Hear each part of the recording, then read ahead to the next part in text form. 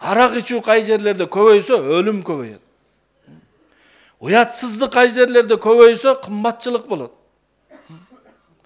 Sütkorluk kaysil жерлерде көбөйсө жер титирөөлөр болот. Бирок бул сыфаттан сиздин мышыгыңызга да пайдасы жок да. Assalamu alaikum урматтуу мусулман бир туугандар, Nur Media каналынын көрүүчүлөрү, сүйүнчү. Бүгүн бизде абдан жакшы кабар бар. Мусулман журтчулугунун Куран багытында илим деңгээлин дагы да жогорулатуу үчүн Куран Media каналы ачылууда. Бүгүнкү күндө көптөгөн адамдардын көйдөн өйкөп жаткан бир нече суроолор бар.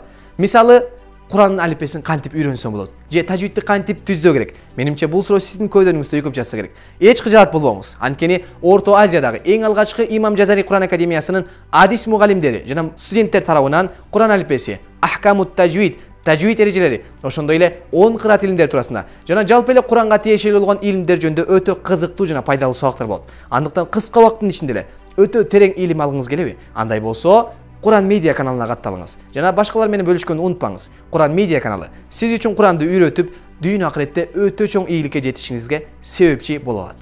Пайгамбарыбыз саллаллаху алейхи вассалам айткан: "Хайрун нас", эң жакшыраак адам. Дүйнөдө кээ бирөөлөргө атак даңк берилет, грамота берилет, кээ бирөөлөргө сыйлык берилет. Эмне үчүн? Бул үлгүлүү адам, өтө көп эмгек сиңирген, өтө көп элге пайдасы тийген. Ал эми Пайгамбарыбыз саллаллаху алейхи вассалам адам затынын ичинен эң жакшыраактары кайсыл деген суроого же өзү ошентип айтып жооп берди. Эң жакшыраак адам бул ушул кылымда жашап жаткан адамдардан же өткөн кылымда же келечек кылымда эмес, жалпы эле адам затынын ичинен жакшыраактары элге пайдасы тийген адамдар деди. Элге кандай жол менен болсун, сөзү менен, кеңеши менен, акчасы менен, байлыгы менен, бийлиги менен, илими менен, башка бир жөндөмү менен адам затына пайдасы тийген адам эң жакшыраак адам. Бул имандын белгиси. Имандуу адамдан бирөөгө зыян жетпейт. Айбанга да зыян жетпейт. Пайгамбарыбыз саллаллаху алейхи вассаламдын эки хадиси бар. Биринде бир намаз окуган аял, диндар аял, бир мышыкты байлап коет. Байлап коюп туруп, суу дагы бербейт, тамак аш дагы бербейт. Же кой берип да койбойт, өзү барып туруп бирдемге табып жесин. Ошол байланган бойдон өлүп калат. Пайгамбар алейхиссалам айтат: ошол мышыкты өлтүрүп койгондугу үчүн ачкалыкта Аллах Таала ал аялды тозокко салат. Экинчи хадисте бир аял киши, мындай туура эмес жолдо жүргөн аял киши, уят жолдо жүргөн аял киши кудуктун жанына келсе, бир ит өтө катуу усагандан, өтө катуу чаңкагандан тили сыртка чыгып калган болот. Көрүп билет. Кудуктан суу алып берейин десе, же жип жок, же чака жок. Кудукка түшүп, бут кийимине суу алып туруп, оозуна тиштеп туруп, кудуктун үстүнө чыгып, жанакы итке суу берет. Чаңкаган итке суу бергендиги үчүн Аллах ошол аялдын күнөөсүн кечип бейишке киргизет, деди Пайгамбар алейхиссалам. Эгер бир итке пайдасы тийгенден ошончолук жаман жолдо жүргөн адамдын Аллах күнөөсүн кечсе, бир намаз окуган имандуу адам, бир адамга пайдасы тийсе, бир мусулманга пайдасы тийсе, Аллах канча разы болот, эмнелерди берет Аллах Таала. Бир чаңкаган адамга, мусулман деген эмес бул жерде, бир чаңкаган адамга суу берген, өлгөн адамды тирилткендей сооп берет Аллах. Адамдын элге пайда тийгенден Аллах өтө разы болот. Адам затына пайдасы тийген адамдарды Аллах башкача жакшы көрөт.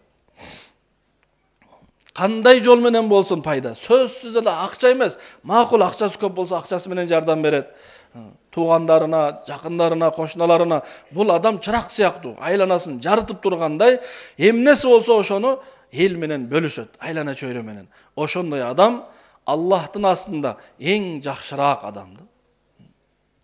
Эң жакшыраак адам. Ошондуктан ар бир инсан өзүнүн сыфаттарын карап көрсүн. Менин сыфаттарымдан мага эле пайда тиеби, же менден башкага да пайда болуп жатабы? Эгер биздин сыфаттардан башкаларга да пайда болуп жаткан болсо, анда бул имандын белгиси. Кээ бир сыфаттар бар, андан өзүбүзгө эле пайда болот. Ал кайсыл? Өзүбүзгө өзүбүз жагуу, өзүбүздү жакшы көрүү. Бул да жакшы сыфат. Кээ бир адамдар өзүн өзү жаман көрөт да асып салат. Бул да жакшы сыфат, өзүн жакшы көрүү. Бирок бул сыфаттан өзүнө эле пайдасы бар да. Башка бирөөгө пайдасы. Эң жакшы тамак мага. Eң жакшы кийим мага. Eң жакшы үй мага. Башкаларгачы? Биринчи мага болсун. Бул дагы бир сыфат. Бирок бул сыфаттан сиздин мышыгыңызга да пайдасы жок да. Бул сыфаттан сизге эле пайдасы бар. Bizde ушундай сыфаттар болсун, ал сыфаттардан жаныңызда жүргөн, жаныңызга отурган, сиз баш кошкон жубайыңызга, сизге Алла аманат кылып берген балдарыңызга, сизге кошуна кылган адамдарга, сиз менен жолдош болгондорго, жана бир боордош болгондорго баарына пайда тие турган болсо ал сыфаттан, демек бул имани сыфаттар болот. Ар бир адамда бар ошондой сыфат, болгону ошону ойготуу керек, колдонуу керек. Allah Taala ошондо бул адамдан разы болот. Ошол сыфаттарды адам баласы ойготсо, колдонсо, анда жер бетинде эмне болот? Тынчтык, аманчылык болот. Бир мугалим өзүнүн окуучуларына бир тапшырма берет. Жана дүйнөнүн картасы чыйылган картаны алып туруп, кичине кылып туруп, айырып, жыртып, баарын бир жерге чогултуп туруп, тапшырма берет. 1 саат убакыт география сабагы мына ошону кайра карта кылып туруп түзүп, килейлеп түздөгүлө дейт. Эми географияны жакшы окуган эмес балдар билбейт. Канча деңиз, канча океан бар, кайсы өлкөнүн кошунасы, кайсы өлкө болот, билбейт. Баары бирден үзүнтүн алып алышкан, жүрүшөт кимге кошуп берели деп.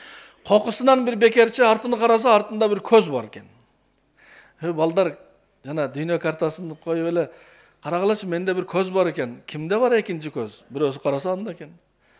Каш кимде? Каш менде. Кулак кимде? Кулак.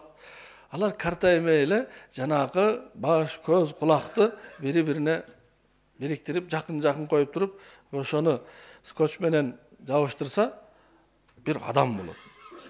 Анан айландырып койсо, бул жакта жер картасы түзүлүп калган. Жарым эле саатта барып туруп мугалимди чакырып келишет. Болду, биз тапшырманы аткардык десе, силер географияны өтө сонун окуган турбайсыңар. 1 сааттык тапшырманы жарым саатта эле аткарып коюп турсуңар. Азамат десе, жок, өзү биз география менен түзгөн эмеспиз буну. Артын карасаңыз дейт, артында адам бар экен дейт. Адамдын сүрөтү бар экен. Биз ошону карап эле бириктирип, адамдын сүрөтүн оңдоп койдук элек, бул жагында дүйнөнүн картасы да биригип калды десе, өзү негизи сабактын мазмуну ошол болчу. Адам оңолсо, аалам оңолот деген мазмун болчу дейт. Адам оңолсо, бул аалам оңолот. Ааламдагы жер титирөөлөр, суу каптамай, кымбатчылык, уруш талаш, жокчулуктун себеби адам. Ай, күн, жылдыз эмес, уй, койлор эмес. Анын бирден бир себеби адам баласы. Адам баласынын айынан жер титирөөлөр болуп жатат. Болбосо Аллах Таала, наузу билла, Аллах сактасын, Аллах Таала бизге залымбы, же душманбы, жер титирөө жасап туруп, миңдеген адамдар өлүп кеткендиги. Аллах Таала бизди жек көргөндөн, же душман болгондон андай кылбайт. Адам баласынын күнөөсү көбөйүп кеткенинин кесепетинен жер чыдай албай, Аллахтан рухсат сурайт. Аллах, чыдай албай калдым деп. Кандай эле мыйзамда дагы ар бир мыйзам бузуунун өзүнө жараша сазасы болгондой, ар бир күнөөнүн өзүнө жараша кесепети болот. Ар бир күнөөнүн арак ичүү кай жерлерде көбөйсө, өлүм көбөйөт. Уятсыздык кай жерлерде көбөйсө, кымбатчылык болот. Сүткорлук кайсы жерлерде көбөйсө, жер титирөөлөр болот. Ар бир күнөөнүн өзүнүн кесепети бар. Аллах Таала Кур'анда ачык айкын айткан: "Захарал фасаду фил барри вал бахри бима касабат айдин нас." Жер бетинде жана сууда кандайдыр бир бузгунчулук болсо, бир жаман акыбал болсо, адам баласынын жасаган ишинин кесепетинен гана болот. Сууларда дагы суудун бейбаш болгондугу Аллахтын кудурети. Сууду жер деңгээлинен бийигирээк кармап туруу Аллахтын кудурети. Ошол суу чегинен эмнеге чыгып кетет? Адамдын күнөөсү. Ошондуктан качан адам оңолсо, Аллах ааламды оңолот, оңдойт. Аллах Кур'анда айткан: "Ма яфалуллаху би'азабикум ин шакартум ва амантум." Эгер силер имандуу жана шүгүр келтирген пенделерден болсоңор, анда Аллах силерди азап берип эмне кылмак дейт Кур'анда. Аллах силерди кыйнап, сыноого салып эмне кылар эле? Адамдын айынан. Уруш болуп жатат балан өлкөдө, балан жерлерде. Ал урушту адам баштап жатат да. Айбандар эмес туугандар. Алардын күнөөсү жок. Ошондуктан ар бир инсан өзү пикир кылып, ойлонуп, мен иманым жана иманымдын сыфаттары деп, бутактары деп. Ошолорду бекем кармоого баарыбыз ниет кылалы иншалла. Аллах таала баарыбызга бекем иман насип кылсын. Бардыгыбызга Аллах таалам элге, инсаниятка, адам затына, тирүү жанга пайдалуу болууну Аллахым насип кылсын. Зыяннан Аллахым сактасын. Субханакаллахумма бихамдика нашхаду ан ла илаха илля анта настагфирука Аллахумма натубу илейк бирахматика.